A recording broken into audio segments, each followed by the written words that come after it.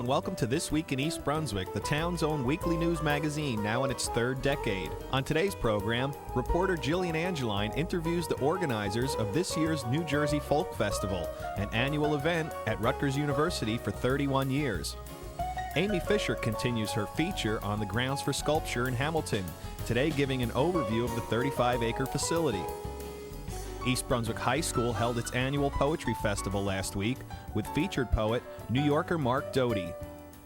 2 Irwin School students will continue the school system's presentation of cultural minutes, while high school seniors meet senior citizens in the high school's Senior Prom. All that and more is coming up, including The Voice of Experience, an excerpt from Lawrence Brook School's production of The Wizard of Oz, and of course we'll have our weekly Township Council review. Stay with us. Hi, my name is Zubairi, and I would like to talk to you about a Muslim festival called Eid al-Fitr. If you don't know about this festival and why Muslims around the world celebrate it, you might want to listen. Eid al-Fitr is a festival like Christmas, Hanukkah, or whatever special time you might celebrate. On Eid, we dress up in fancy new clothes like I'm wearing. Ladies and girls put on mehendi, also called as henna, jewelry, and bangles. People might come to your house, or you may be invited to their house. You get to meet family and friends, but the best part is getting Eidian presents. Eid is money given on Eid, and I'm sure you all know what presents are. Here is a picture of my siblings on Eid Day. My sister Ameema is wearing what we call a langa. A langa is a long decorated skirt with a decorated top. There is also a special prayer called Salatul Eid that is used on this special day. A family might also attend a service with Eid prayers. Why do Muslims celebrate this festival? They celebrate it to congratulate other Muslims for the 30 days of fasting in the month of Ramadan. Ramadan follows the lunar calendar, meaning that it follows the moon. Muslims need to spot the moon in order to start fasting. After Ramadan is Shawwal. Shawwal also follows the lunar calendar. Eid Day is on the first day of Shawwal. Eid lasts for 3 days. Muslims give Zakat al-Fitr to the poor. Zakat al-Fitr is an obligatory payment made to the poor. Eid is a very special festival to all Muslims around the world. I can't wait until next Eid.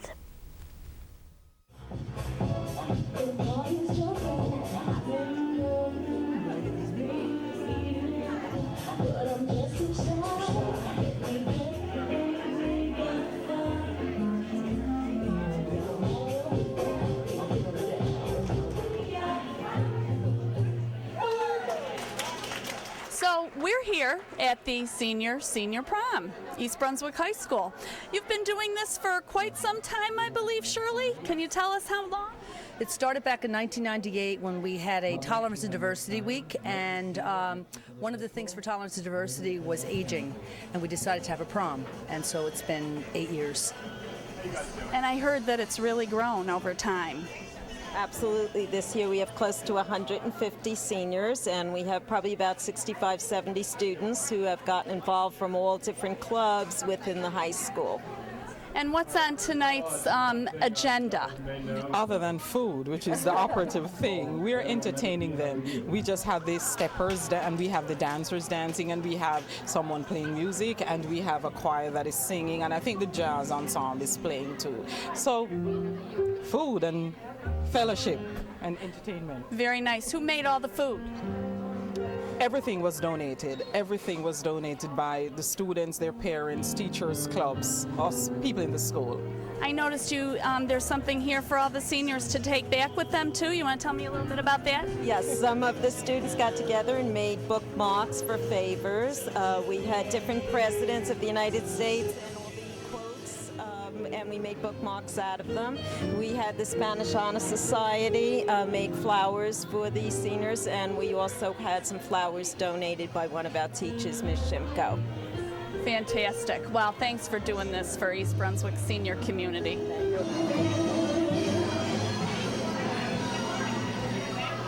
I think what's nice about it is that we interact with the young people and we see what they really do. You know, they're just not focused on their computers. They're here and they're entertaining all of us. And that is the lovely part of it.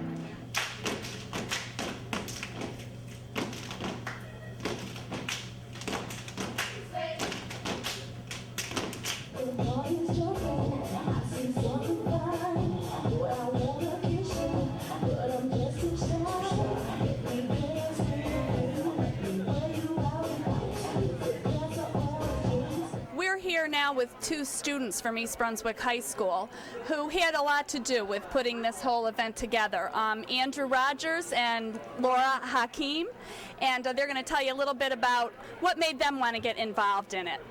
Well, at first my teacher told me about it, and I love doing work for charity, and I jumped at the opportunity to get involved. Is it everything you thought it would be? Yes, and more.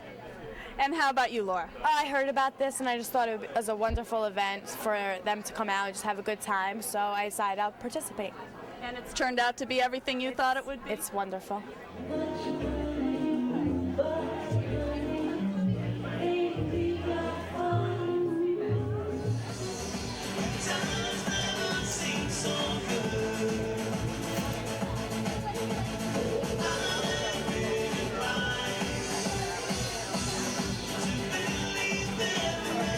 Lindsay Young is another student who had a lot to do with putting the senior prom together. Lindsay, what'd you do this week? Well, I'm a part of Natural Helpers and National Honor Society, so I help with the decorations and I prepared food and brought in pretzels, and I was in charge of actually the centerpieces.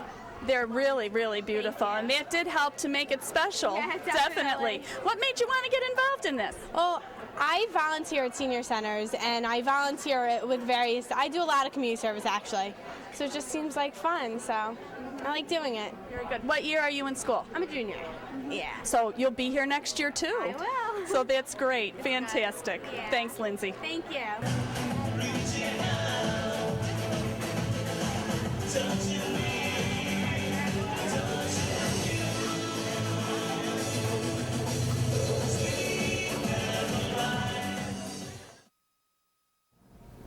Hi, I'm Amy Fisher for This Week in East Brunswick. This is one of a series of visits we're making to the Grounds for Sculpture in Hamilton. And I have with me Eileen Green, who is the manager of Education and Volunteer Services. Eileen, welcome. Thank you. We'd like to talk a little bit about your outdoor exhibit. Although we're standing inside, you have wonderful places outside, and you have some new sculptures. Could you tell us about those? Sure. Each season when we have a new indoor show, we also add new works to our outdoor sculpture park. And in the fall-winter season, we added 5 new sculptures, and they will be there for a while now.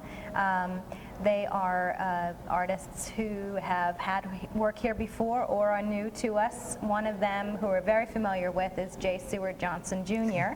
He's the founder of Grounds for Sculpture and an artist himself. And he did an interesting thing this time around. There are 2 new pieces by him. One of them is an addition to a piece that he had here previously, and it is still on view.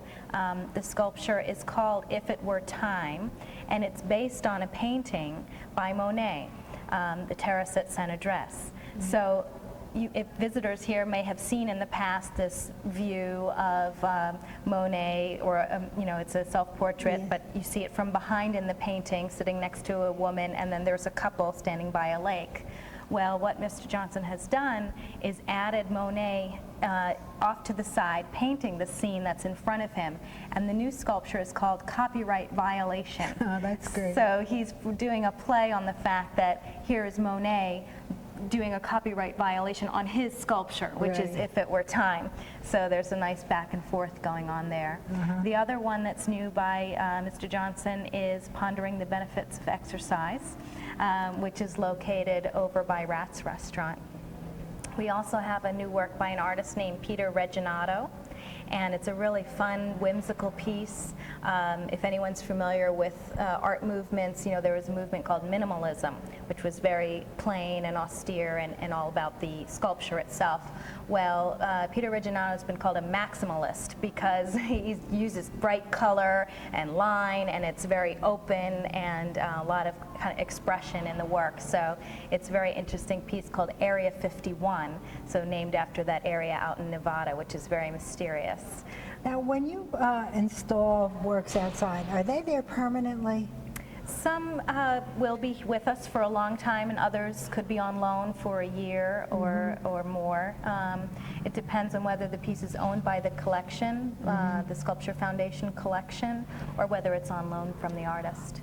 Some of them are so massive, the installation must be really difficult and time-consuming. It is. It's a big process using big machinery and a lot of staff to get it done, but we do it. Things move, and you know, to us the ultimate goal is just to have the work looking great and being safe and enjoyed by everybody. It is a wonderful place to go. How many pieces are there outside approximately? Approximately 200, wow. Actually 213 at this point, but again, we're always adding a few more, and we've got a few more coming out this spring as well. That's the thing about going to Grounds for Sculpture. Even if you've been here 100 times, it's always different every time that you come. That's true. Could you just give us a brief overview of the grounds? Sure. It's 35-acre sculpture park.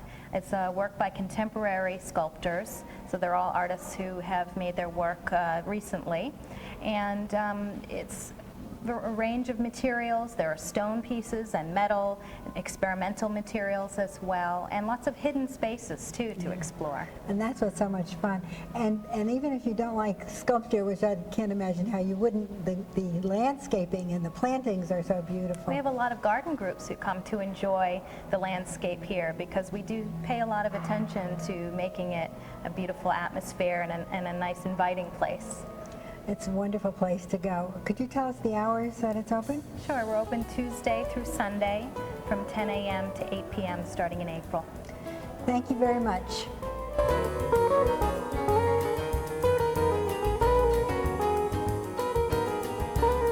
Hi, this is Jillian Angeline reporting for EBTV Channel 3. I'm with Rosangela and Jessica to speak about the exciting 31st Annual New Jersey Folk Festival at the Eagleton Institute grounds. There's been so much to do, and they've worked so hard for this day. So let's hear a little about the performers and the wonderful folk festival. Hi, Jessica and Rosangela. I went to the folk festival last year and I really enjoyed it. Can you tell us about some of the performers that are going to be here this year? Sure. I'll start out with one of our performers that we're very excited to have. His name is Joe Glazer, and he's known as Labor's Troubadour. He sings lots of protest and labor work songs, and we're very excited to have him and also to be giving him a Lifetime Achievement Award this year. And what's the Lifetime Achievement Award?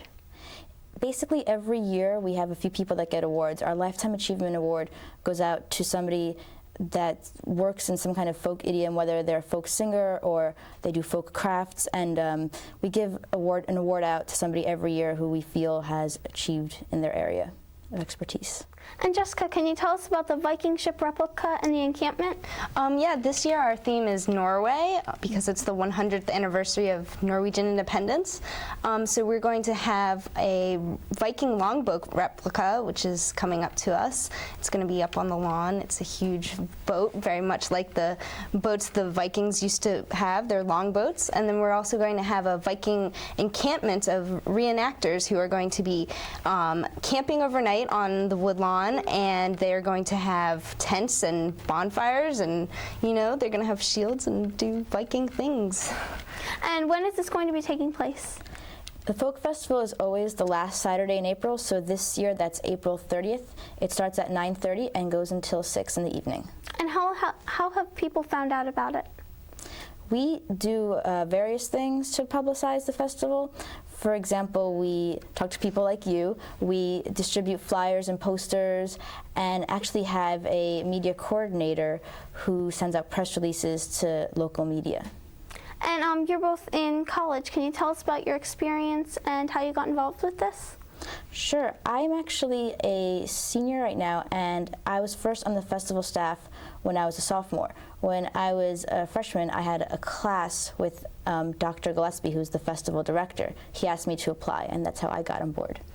I'm a junior this year. This is my first year on the festival, but when I was a freshman, I took Intro to American Studies that Dr. Gillespie teaches, but I took it from someone else, and they asked us to volunteer. So I volunteered for the Folk Festival freshman year, and I really liked it a lot. So the next year I applied to be on the committee. How do vendors find out about this? We have craft vendors and we have food vendors. A lot of the craft vendors find out about our festival through craft magazines, and then they send in applications to us, and we have a jury that decides on the craft vendors that get in.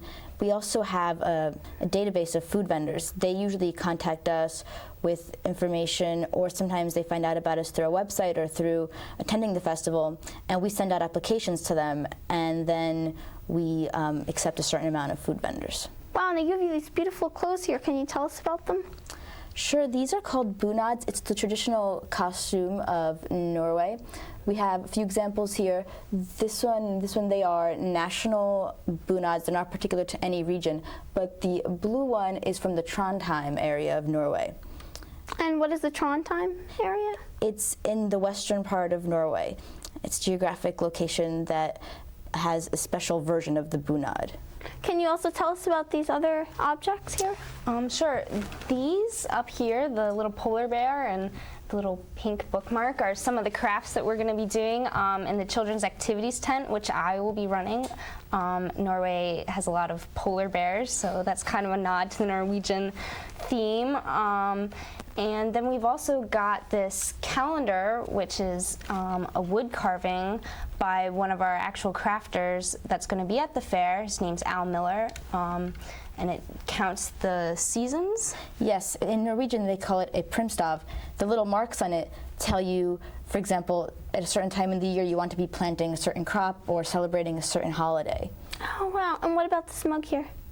That is made out of birch, and it's basically to represent the fact that there is a lot of birch in Norway and Scandinavia in general. They make a lot of things out of birch.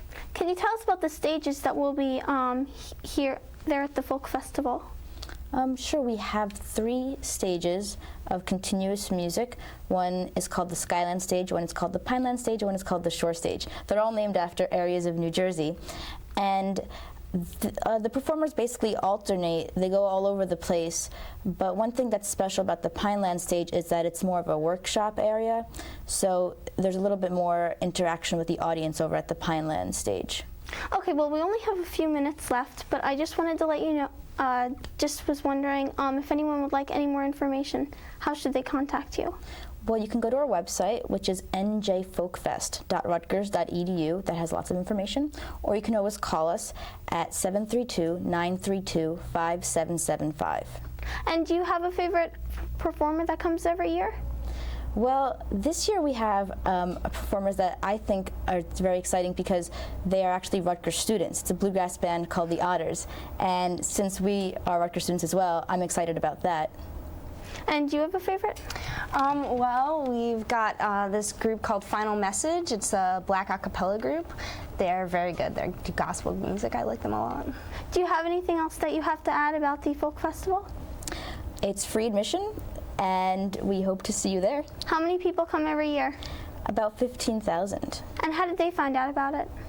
I think there are a lot of people that return every year that have made a tradition of coming, but probably a lot of people find out about it because of the work our media coordinator does with the website, with newspapers, things like that. Shows like these. Yes. Oh, that's great. Well, I just want to thank you so much for coming and spending your time here, and I know that you've done so much for the Folk Festival, and I just want to thank you very much. Thank you for having us. Yes. Thanks. Hi, my name is Zubairi and I'm from Pakistan. I'm going to tell you how weddings are celebrated in our culture. Weddings are a very glamorous and important part of the Pakistani culture. Weddings are called shadis. There are 2 main parts that make up a complete shadi. One is the celebration of when the bride and groom are declared husband and wife. The other part is the celebration for the bride and groom being married. There is usually another celebration that most people do called the mehendi. The mehendi takes place before the bride and groom are declared a couple. Everyone has fun at shadis. There's always yummy food to eat and fun stuff to do. In mehendis, brides wear yellow. Also, boys and men are not there. They are usually in a different room. Women put mehendi in the bride's hands and then put mehendi on the money. I like the shadi the best. The bride dresses in red and pink. They wear tons of jewelry and lots of bangles. The bride and groom also receive lots of sweets. One popular sweet is called the laddu. They also wear baya on their feet. This is a baya that I have. During all celebrations, there is a lot of good food to eat. One of the most popular foods is called biryani. I hope you know a little more about Pakistani weddings. As with most weddings, they are a lot of fun.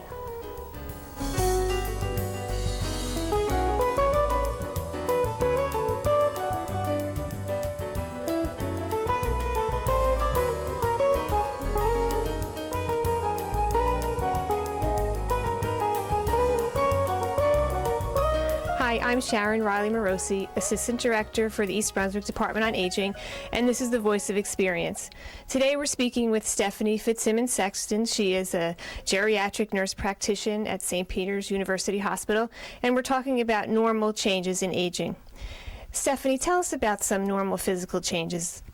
Some of the normal physical aging changes that occur as we grow older is our vision changes, our farsightedness actually becomes a little bit better, our hearing will decrease, our sense of taste changes, which is a big thing for people who cook by taste, and that changes. So it's important that we know what are the normal changes so that if something unusual happens, we're prepared for it.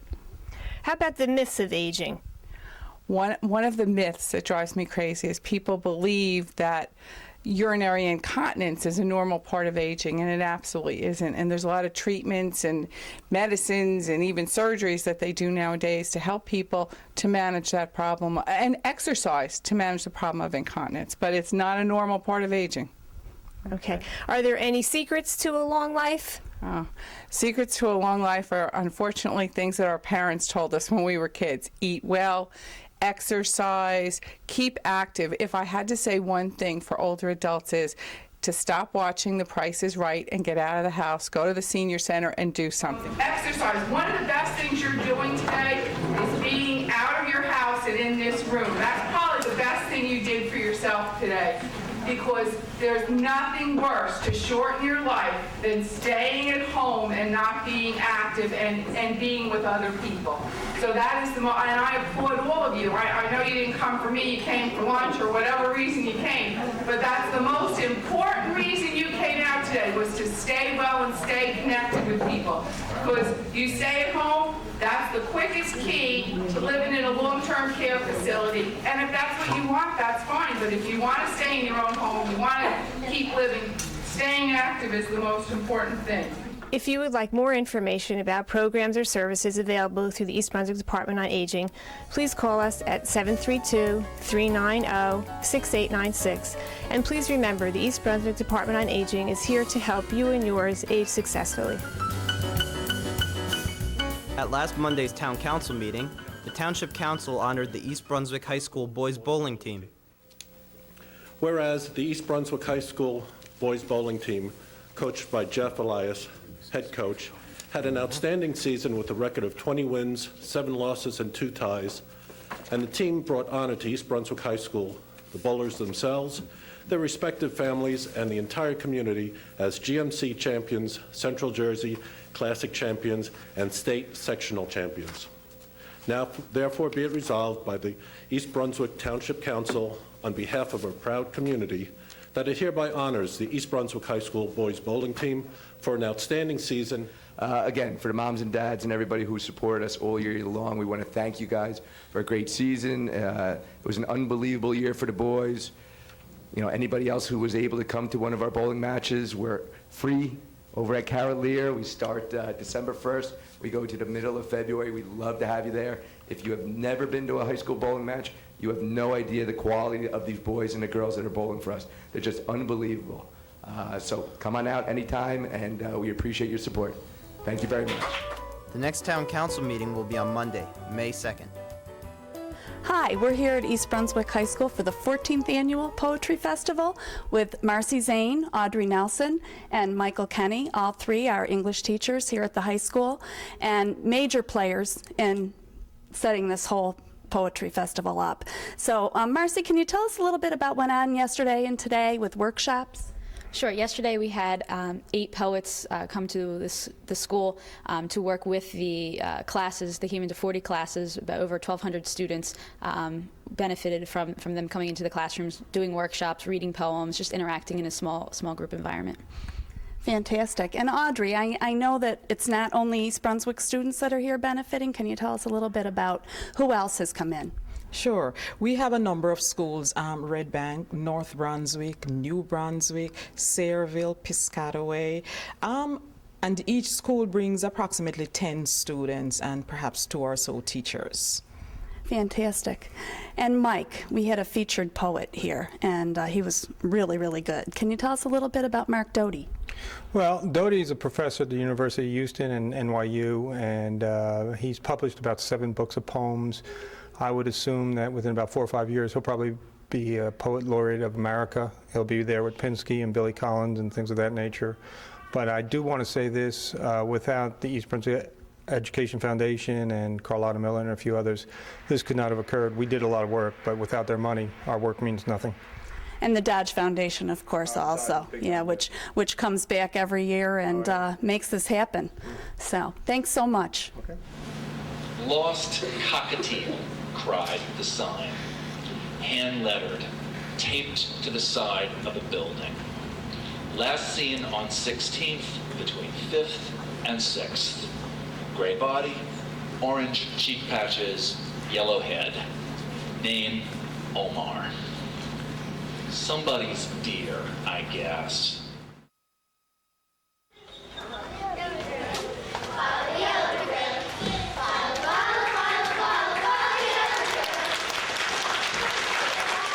We'll end tonight with some scenes of the production of The Wizard of Oz held last week at Lawrence Brook School. Thanks for watching. But if he doesn't bend the nail in the back, maybe I'll flip off then. Oh, yes. Oh, there goes so big. Does it hurt you?